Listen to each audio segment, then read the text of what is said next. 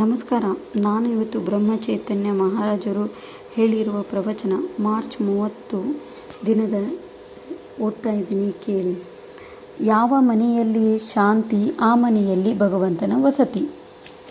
ಯಾರ ಮನೆಯೊಳಗೆ ಶಾಂತವಾಗಿ ನೆಮ್ಮದಿಯಾಗಿರ್ತಾರ, ಆ ಮನೆಯೊಳಗೆ ಸಾಕ್ಷಾತ್ ಭಗವಂತನ ಇರ್ತಾನೋ ಅನ್ನೋದು ನಾವು ಹಿರಿಯರು ಹೇಳಿರೋ ಮಾತನ್ನ ಕೇಳಿದ್ದೇವೆ. ಆದ್ರೆ ಅದೇ ರೀತಿ ಬ್ರಹ್ಮಚೈತನ್ಯ ಮಹಾರಾಜರು ಕೂಡ ಅದೇ ಮಾತನ್ನ ಇಲ್ಲಿ ಹೇಳ್ತಾ ಇದ್ದಾರೆ. ಯಾರ ಮನೆಯೊಳಗೆ ಶಾಂತಿ ಇರ್ತೈತಿ, ಆ ಮನೆಯೊಳಗೆ ಭಗವಂತನ ಇರ್ತಾನ ಅಂತ. ಗೃಹಸ್ಥಾಶ್ರಮದಂತೆ ಆ ಆಶ್ರಮವು ಬೇರೊಂದಿಲ್ಲ, ನಿಶ್ಚಿತವು. ನೀತಿ ಧರ್ಮದ ಸಂರಕ್ಷಣ. ವಿವಾಹಕ್ಕೆ ಇದೇ ಕಾರಣ. ವಿವಾಹ ಮಾಡ್ಕೊಳ್ಳೋದು ಯಾಕಂದ್ರೆ ನೀತಿ ಧರ್ಮನ ನಾವು ರಕ್ಷಣೆ ಮಾಡಬೇಕು ಅಂತ ಬ್ರಹ್ಮಚೈತನ್ಯ ಅವರು ಹೇಳ್ತಾರೆ. ಯಾವ ಮನೆಯಲ್ಲಿ ಶಾಂತಿ, ಆ ಮನೆಯಲ್ಲಿ ಭಗವಂತನ ವಸತಿ. ಕೃತಿಯಿಂದಲೇ ಮನುಷ್ಯನ ಪರೀಕ್ಷೆ. ಕೃತಿ ಅಂದ್ರೇನು? ನಾವು ಮಾಡೋ ಜಪ ತಪ ಮಾಡೋದು, ಅದು ಪರೀಕ್ಷೆ ದೇವ್ರು ಮಾಡ್ತಿರ್ತಾನೆ. ನಾವು ಮಾಡೋಬೇಕಾದಾಗ, ಜಪ ಮಾಡಬೇಕಾದಾಗ, ಜ್ಞಾನ ಮಾಡಬೇಕಾದಾಗ, ದೇವರನ್ನು ನಾಮಸ್ಮರಣೆ ಮಾಡಬೇಕಾದಾಗ ಅದು ನಮಗೆ ದೇವರ ಪರೀಕ್ಷೆ ಮಾಡ್ತಾನೆ. ವಾಸನೆಯಿಂದ ಆಗುವಂತೆ ಪದಾರ್ಥಗಳ ಪರೀಕ್ಷೆ. ವಾಸನೆ ಬಂದಾಗ ಈ ವಸ್ತು ಚಲೋ ಆಗೈತಿ ಅಂತ ಹೆಂಗೆ ಪರೀಕ್ಷೆ ಇದನ್ನು ಮಾಡ್ತಾರಲ್ಲ, ಅದೇ ರೀತಿ ಮಾಡದಂತೆ ಯಾರದೇ ಹಾನಿಯನ್ನು, ಯಾರಿಗೂ ನಾವು ತೊಂದರೆ ಕೊಡಬಾರ್ದು. ಇಟ್ಟುಕೊಳ್ಳಬೇಕು ಜಗದಲ್ಲಿ ವರ್ತನೆಯನ್ನು. ಯಾರಿಗೂ ನಾವು ಹಾನಿ ಮಾಡಲಾರ್ದಂಗೆ ನಮ್ಮ ವರ್ತನೆ ಇಟ್ಕೋಬೇಕು ಅಂತ. ತನ್ನ ಹಿತ ತಾನೇ ನೋಡಿಕೊಳ್ಳುವನನ್ನು ಅನ್ನುವರು ಸಂಭಾವಿತ. ತನ್ನ ಬಗ್ಗೆ ತನ್ನ ಹಿತ ಏನು ನೋಡ್ಕೋತಿರ್ತಾರಲ್ಲ ಅಂಥವ್ರಿಗೆ ಸಂಭಾವಿತರು ಅಂತ ಹೇಳ್ತಾರೆ ಎಂದು ನಾವು ನಿರಾಶರಾಗಬಾರದು. ವ್ಯವಹಾರ ನಿಶ್ಚಿತ ಕೈಗೂಡುವುದು. ವ್ಯವಹಾರದಲ್ಲಿ ಮಾಡಬೇಕು ಪ್ರಯತ್ನ. ನಾವು ಯಾವುದೋ ಒಂದು ಕೆಲಸ ಮಾಡಬೇಕಂದ್ರೂ ಪ್ರಯತ್ನ ಮಾಡ್ತಾ ಇರಬೇಕು. ಪ್ರಪಂಚದಲ್ಲಿ ಆಗಗೂಡಬಾರದು ನ್ಯೂನ. ರೋಗದ ಭಯವನ್ನು ಮನಸ್ಸಿನಲ್ಲಿಡಬಾರದು. ಅದನ್ನು ರೋಗಕ್ಕೆ ಉಪಚಾರ ಮಾಡಬೇಕು ಸರಿಯಾಗಿ. ನಮಗೆ ಎಲ್ಲಿ ರೋಗ ಬರ್ತಿತ್ತು, ಏನು ಬರ್ತಿತ್ತು ಅಂತ ಭಯ ಪಡಬಾರ್ದು. ಬಂದ್ರೆ ಅದಕ್ಕೇನು ಔಷಧಗಳನ್ನು ತೊಗೊಂಬಿಡ್ಬೇಕು. ಆದರೂ ಕಷ್ಟ ಬಾರದು ಮನಸ್ಸಿಗೆ. ಆಪ್ತೇಷ್ಟ ಮಿತ್ರ ಸಜ್ಜನ ಕಾಪಾಡಬೇಕು ಅವರ ಸಮಾಧಾನ. ಆದರೂ ಆಗಬಾರದು ಅವರ ಅಧೀನ. ನಮ್ಮ ಸಹಪಾಠಿಗಳು ಅಂದರೆ ನಮ್ಮ ಮಿತ್ರನದು ಎಲ್ಲರ ಜೊತೆನೂ ನಾವು ಸಮಾಧಾನವಾಗಿ ಚೆನ್ನಾಗಿ ಇಟ್ಕೋಬೇಕು. ಅವ್ರ ಜೊತೆ ಚೆನ್ನಾಗೇ ಇರಬೇಕು. ಆದ್ರೆ ಅವ್ರ ಅಧೀನ ಒಳಗೆ ನಾವು ಇರಬಾರ್ದು. ಎಲ್ಲರೊಡನೆ ಇರಬೇಕು ಪ್ರೇಮದಿಂದ. ಎಲ್ಲರ ಜೊತೆನೂ ನಾವು ಚೆನ್ನಾಗಿ ಖುಷಿಯಾಗಿ ಇರಬೇಕು.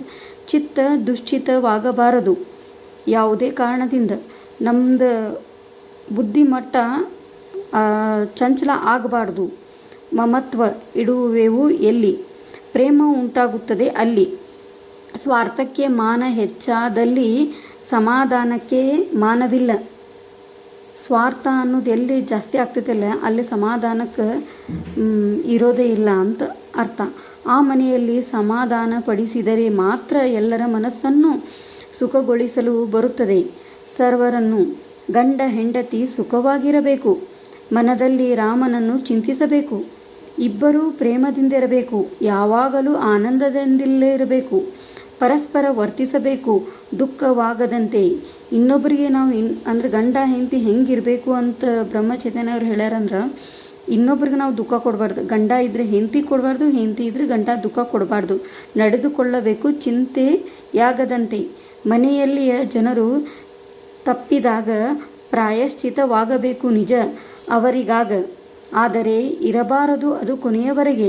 ಯಾರೋ ಏನೋ ತಪ್ಪು ಮಾಡಿದಾಗ ಅವ್ರಿಗದು ಪ್ರಾಯಶ್ಚಿತ ಆಗಬೇಕು. ಆದರೆ ಇವ್ರು ನನಗೆ ಹಿಂಗಂದ್ರು ಹಿಂಗಾಯಿತು ಅಂತ ಅದನ್ನು ಕೊನೆವರೆಗೂ ಇಟ್ಕೋಬಾರ್ದು. ಆಗಬೇಕು ಅಷ್ಟರ ಮಟ್ಟಿಗೆ, ಅಷ್ಟೇ ಮುಗಿಸ್ಬಿಡ್ಬೇಕು. ಮಾಡಬಾರದು ಕರ್ಮ ಮಾಡಿದರೆ ಯಾರಾದರೂ ಅವನು ಸುಧಾರಿಸುವಂತೆ ವರ್ತಿಸಬೇಕು ಎಲ್ಲರೂ. ಆಚರಣೆ ಶುದ್ಧವಾಗಿರಬೇಕು. ಪತ್ನಿ ವ್ರತಸ್ಥನಾಗಿರಬೇಕು. ಪ್ರಾಣ ಹೋದರೂ ಪರದ್ವಾರ ಸೇವಿಸಬಾರದು. ಇದು ಗಂಡಂದ್ರಿಗೆ ಹೇಳ್ತಾ ಇರೋದು. ಏನಂದರೆ ಏಕಪತ್ನಿ ವ್ರತಸ್ಥನಾಗಿರಬೇಕು. ಪ್ರಾಣ ಹೋದರೂ ಪರದ್ವಾರ ಸೇವಿಸಬಾರದು. ಯಾವುದೇ ವ್ಯಾಸನಾಧೀನರಾಗಬಾರದು. ನೀಚರ ಸಂಗತಿ ಹಿಡಿಯಬಾರದು. ಕೆಟ್ಟ ಕೆಲಸ ಮಾಡಬಾರದು. ಮನೆಯ ದೋಷ ಮತ್ತೊಬ್ಬರಿಗೆ ಹೇಳಬಾರದು. ನಮ್ಮ ಮನೆಯೊಳಗೆ ಏನೋ ತೊಂದರೆ ಇರಲಿ, ಏನೋ ಇರಲಿ, ಅದನ್ನು ನಾವು ಇನ್ನೊಬ್ಬರ ಮುಂದೆ ಹೇಳಬಾರ್ದು ಅಂತ.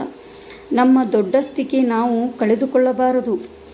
ಯಾವುದೇ ವಿಶ್ವಾಸಘಾತ ಮಾಡಬಾರದು. ಮತ್ತೊಬ್ಬರ ದುಃಖ ನೋಡಿ ನಗಬಾರದು.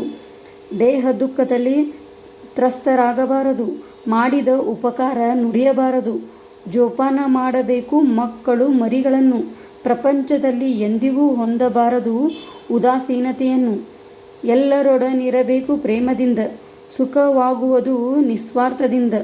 ತಂದೆ ತಾಯಿಯರ ಆಜ್ಞೆ ಪಾಲಿಸಬೇಕು. ಸಜ್ಜನರ ಸಹವಾಸ ಮಾಡಬೇಕು. ಅಭ್ಯಾಸದಲ್ಲಿ ಲಕ್ಷ್ಯವಿರಬೇಕು. ವಿದ್ಯಾರ್ಥಿಗಳಿಗಿದು.